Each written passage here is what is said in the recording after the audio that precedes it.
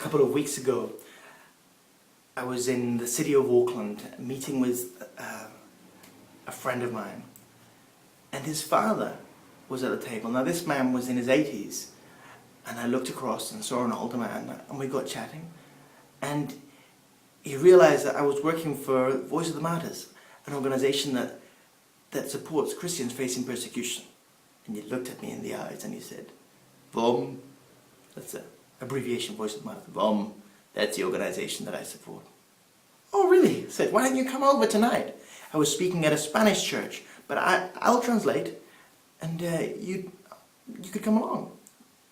He decided he would. He was very interested, but he looked at me and he said something that I'll never forget. He looked at me, his eyes piercing. He said, do you realize that Jesus spoke preparing his disciples for persecution more than anything else?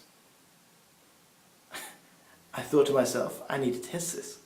So the next day, I was going back home, flying back to the city of Christchurch. A short flight, an hour and a half. So I went to the airport at 8:30, despite the fact that my flight was leaving at 10:30. And I went straight in to the lounge, to the gate, in front of the gate where I had to board the plane. And I got the Gospels, and I have a red letter Bible. So I opened the Bible and I started reading the words that Jesus said, the words that were in red. And I thought I would tick next to every verse and number it next to every verse that was in the context of persecution. Well, I got to Matthew chapter 7 and I had 35 verses, and I thought, I'm making a mess of my Bible, writing the verses on the top, I'm just going to tick.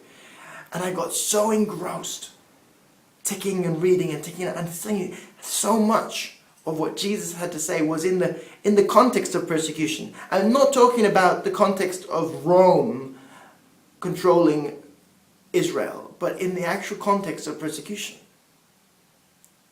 The feeding of the 5,000 was after John the Baptist had been killed, and people were ready to revolt. Jesus says that we should love our neighbor, and he tells a story of the Good Samaritan, who is helping who? Helping somebody who's just been persecuted, who's just been beaten up and left for dead. And the person who is helping him is someone who would have been persecuted by the Jews in word, the Samaritan. So there's all these, throughout the whole of the gospel, the context of persecution is so strong.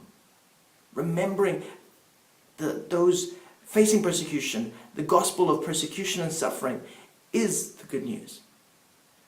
And I was so excited about this that I got to Luke and I suddenly heard, last call for Andy Miller, last call for Andy Miller. And I was across the room from the gate and I hadn't heard the call for my flight. So I ran off and joined the flight. Thankfully I was on time, and I read the rest of the Gospels on the flight home.